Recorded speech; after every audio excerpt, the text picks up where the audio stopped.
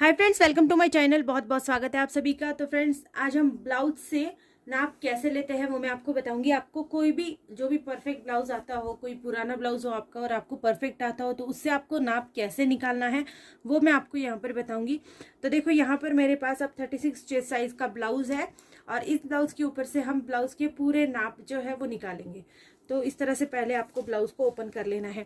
Blouse के buttons जो है, उसकी हुक जो होते हैं, ये आपको लगा कर रखना है, क्योंकि ये पट्टी जो होती है ये एक्स्ट्रा होती है, तो इसको आप बाद में लेते हैं। तो इसीलिए सबसे पहले हुक आप अच्छे से लगा कर रखेंगे। देन बैक साइड को हमको सबसे पहले यहाँ पर नापना है। अब बैक साइड जो है, यहाँ से हमको हाइट को नापना है। तो शोल्डर से हम इस तरह से, ये देखो यहाँ पर शोल्डर जॉइंट है, तो यहाँ से आपको इस तरह से पकड़ना है और यहाँ तक गिनना है। ठीक है, तो देखो इसकी हाइट जो है ये पूरी 15 इंच के लिए आ रही है। ये देखिए, ये पूरी 15 इंच के लिए आ रही है। अगर ये 15 इंच है तो इसको आपको 1 इंच एक्स्ट्रा मिलाकर लेना है। अब यहाँ पर हम ये लिखते जाएंगे, लिखने से आपको याद रहेगा। ये ब्लाउज का माप है।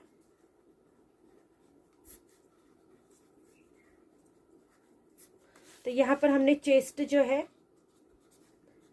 मतलब छाती को गिना है, छाती को अभी नहीं गिना है, सॉरी, हमने हाइट को गिना है। तो यहाँ पर ब्लाउज की जो लंबाई है, ठीक है, लंबाई मैं यहाँ पर लिख देती हूँ तो आपको याद रहे। देखो लंबाई जितनी है इसकी 15 इंच, ठीक है, इसमें आपको 1 इंच मिलाना है। मतलब ये 16 इंच का ब्लाउज आपको बनाना है, तब जाकर ये 15 इंच का बनेगा। आपका ब्लाउज जितना भी हो, आपको उसकी हाइट देखनी है और उसमें आपको 1 इंच एक्स्ट्रा मिलाना है। तो अब हम फिर से एक बार ब्लाउज को आगे की साइड से ओपन करेंगे। अब इस वाली साइड से ब्लाउज की चेस्ट को आपको गिनना है। अब चेस्ट आप कैसे गिनेंगे, देखो ये वाला, ये बगल का पार्ट है हमारा, यहाँ पर ये जो जॉइंट होता है, यहाँ पर आपको टेप को इस तरह से रखना है। देन आपको दूसरे जॉइंट तक इसको नापना है। ठीक है, बहुत ज़्यादा खींचना नहीं है, हल्का सा खींच के आप नापेंगे। तो ये देखो, यहाँ पर आप देख सकते हैं ये पूरा जो है वो 18 इंच के लिए आ रहा है। ठीक है, तो ये 18 इंच मतलब 36 चेस्ट साइज का ब्लाउज है, इसका आपको डबल करना है। ठीक है, ये देखो, अब यहाँ पर हमने चेस्ट लिखी है। अब चेस्ट में देखो, आपको आप जब ब्लाउज की कटिंग करते हैं तो आपको इसको डबल फोल्ड रखना पड़ता है। ठीक है, तो आपको 36 का 4th भाग लेना पड़ता है। तो यहाँ पर 9 इंच आता है, 36 का 4th भाग, इसमें आपको 1.5 इंच एक्स्ट्रा मिलाना पड़ता है। ये एक्स्ट्रा मार्जिन के लिए होता है, तो आप इसको लेते वक्त 10.5 इंच का माप लेंगे। ठीक है, अभी तो मैं इसको डबल में नाप रही हूँ, लेकिन जब भी आप इसकी ब्लाउज की कटिंग करते हैं तब आपको इसको इस तरह से नापना पड़ता है। 36 का आपको 4th भाग लेना पड़ता है। अब आपको यहाँ पर फिर से आप ब्लाउज को इस तरह से ले लेंगे। यहाँ पर आपको आगे का गला जो है इस तरह से नापना है। देखो यहाँ पर आपको रखना है टेप और यहाँ तक आपको सीधा लेना है। अब ये वाला जो पॉइंट आता है, यहाँ तक आपको इस तरह सीधा देखना है। देखो ये 7 इंच का गला आ रहा है, इसमें आपको कुछ नहीं बढ़ाना, बिल्कुल नहीं कुछ बढ़ाना है। ये 7 इंच का पूरा गला हम यहाँ पर लेंगे। ठीक है, अभी ये आगे का गला है,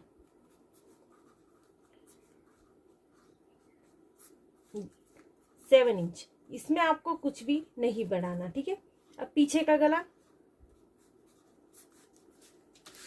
फिर से एक बार ब्लाउज को उल्टा कर देंगे। अब पीछे के गले में ऐसा है,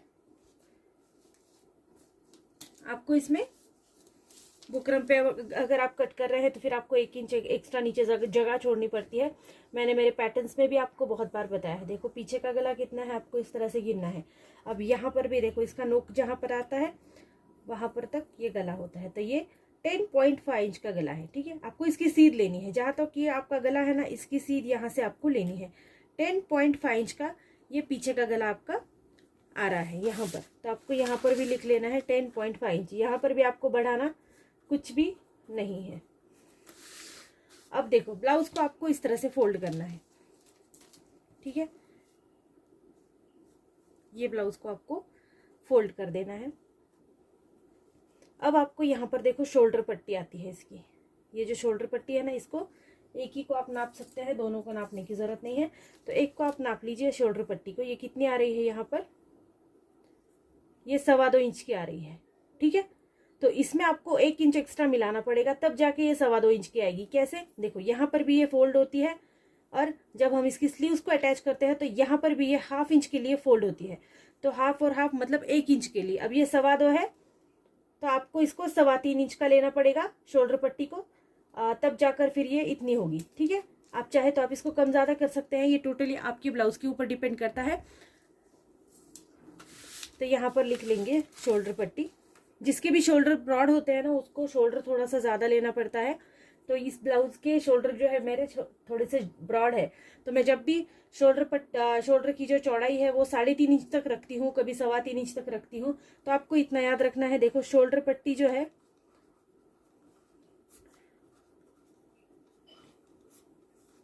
इसको आपको 3.2 मतलब 2.25 इंच के लिए लेना है। ठीक है, तब जाकर ये आपकी 2.2 इंच की बन जाती है इस तरह से।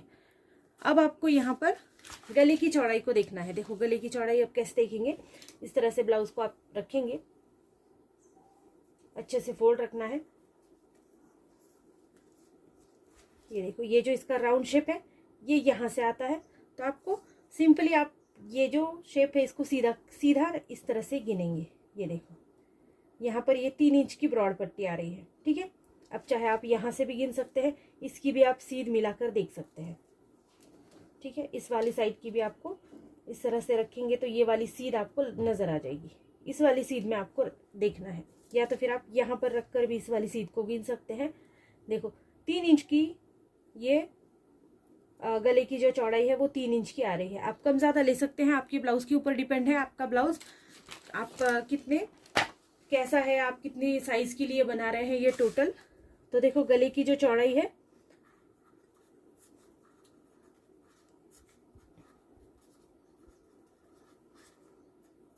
ये आ रही है आपकी 3 इंच। अब इसमें भी आपको कुछ नहीं बढ़ाना, इसमें कुछ भी नहीं बढ़ाना है, आपको सिर्फ इतना ही लिखना है।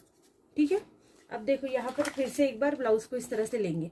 अब चेस्ट जो होता है, मैंने मेजरमेंट पहले भी आपको डाला है कि आपको कितने साइज के लिए कितना जो है कटोरी का साइज लेना है। अब हम यहाँ पर 36 साइज के लिए ले रहे हैं, तो आपको जो कटोरी है इसको 6 इंच का लेना है। ठीक है, 5.25 से लेके 6 इंच तक आप पूरी कटोरी को ले सकते हैं। अब अगर आप कटोरी नापते हैं तो आपको इस तरह से नापना है। देखो यहाँ से लेके इस वाली साइड को छोड़ देना है, ये जो साइड है इसको छोड़कर आपको इस तरह से कटोरी को नापना है। ये जो पट्टी होती है हमारी इसको छोड़ देना है, क्योंकि हम 1.5 इंच के लिए इसको आगे बढ़ाते हैं हमेशा। तो ये देखो ये पूरी 6 इंच के लिए कटोरी आपकी आ जाती है। इसको इस तरह से, या तो फिर आप 36 या फिर 40 साइज के लिए ले रहे हैं, 42 तक भी आप 6 इंच की कटोरी रख सकते हैं। 42 से जब आगे बढ़ जाती है तो फिर कटोरी का साइज जो है वो बढ़ जाता है। ठीक है, तो आप 34 नहीं 36, 38 इस तरह के जो भी ब्लाउजेस होते हैं 36, 38, 40 और 42, तो इस पूरे साइजेस के लिए आप 6 इंच की कटोरी रख सकते हैं। नहीं तो फिर 32, 34 साइज के लिए 5.5 इंच की कटोरी रखी जाती है, और फिर 42 के आगे फिर 6.25, 6.5 इंच तक की कटोरी रखी जाती है। ठीक है, तो इससे ज़्यादा नहीं होता है। देखो 6 इंच की कटोरी आपको रखनी है। ब्लाउज के ऊपर से भी आप इसको आराम से ले सकते हैं। ठीक है, कटोरी साइज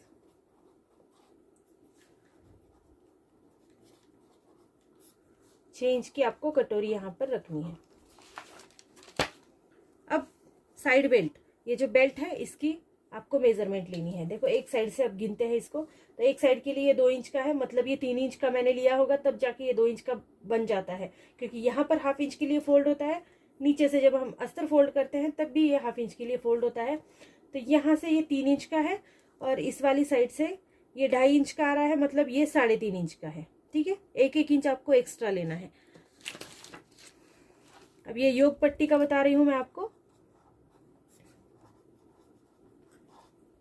दोनों भी साइड से ये 2 इंच प्लस 1 बराबर 3 इंच अंदर। दूसरी साइड जो है इसकी आगे की साइड है ये 2.5 इंच के लिए है, प्लस इसमें 1 इंच एक्स्ट्रा मिलाना है आपको। ठीक है, तो ये 3.5 इंच के लिए हो जाती है। आपको बस 1-1 इंच एक्स्ट्रा मिलाना है, इतना ही आपको इसमें करना है। अब देखो कमर का जो होता है, आपकी कमर की जो साइड है इसका 4th भाग प्लस 1.5 इंच के लिए आपको गिनना पड़ता है, ठीक है। तो 32 इसकी कमर आ रही है, ठीक है। तो कमर की साइड जो है ये 16 आ रही है पूरी, तो 16 का डबल हो जाएगा 32, ठीक है। तो देखो यहाँ पर कमर आपकी 32 की आती है, तो आपको 32 का पहले 4th भाग लेना है। तो 8 इंच आता है इसका 4th भाग, प्लस इसमें आप 1.5 इंच एक्स्ट्रा मिलाएंगे तो ये 9.5 इंच हो जाता है, ठीक है। तो इतना आपको लेना है, आपको ये याद रखना है। अब देखो यहाँ पर 9.5 इंच आ रहा है, छाती का भाग 10.5 इंच आ रहा है, इसमें से आप देख सकते हैं 1 इंच का डिस्टेंस आता है। अगर आप नॉर्मली ऊपर 10.5 इंच ले रहे हैं तो नीचे 9.5 इंच लेना है। बाकी कमर का चौथा भाग गिनने का टेंशन ही नहीं रहता है, ठीक है। तो ये नॉर्मल सा फंडा है। इसको अगर आप छाती को ले रहे हैं 12 इंच तो कमर को लीजिए 11 इंच। आप अगर छाती को 10 इंच ले रहे हैं तो कमर को 9 इंच लीजिए। इस तरह से आप करेंगे तो थोड़ा सा याद रखने में भी प्रॉब्लम नहीं होता है।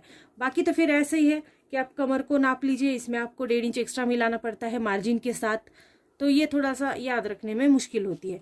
अब यहाँ इतना होने के बाद आपको टक्स देखो, टक्स जो है हमारे बैक टक्स होते हैं, ये भी थोड़ा सा आपकी हाइट के ऊपर डिपेंड करते हैं। अगर आपकी हाइट 5 फीट से ऊपर है तो फिर आपको 4.5 इंच का टक्स लेना है। 4.5 से लेके 5 इंच तक का आप रख सकते हैं। फिर आपकी हाइट जो है वो 5 से नीचे आ जाती है तो आपको 4 इंच का टक्स रखना पड़ता है। टक्स जो है ये पूरी तरह से आपके ऊपर डिपेंड है, आप जैसा भी लगाते हैं। मेरी हाइट जो है ये 5 से ऊपर है, तो ये जो मेरा टक्स है ये पूरा 4.5 इंच का बन रहा है। देखो यहाँ पर 4.5 से लेके 5 इंच का भी आप रख सकते हैं। फिटिंग जो है बहुत अच्छी आती है कमर की साइड में अगर आप इस तरह का टक्स गिन के रखेंगे।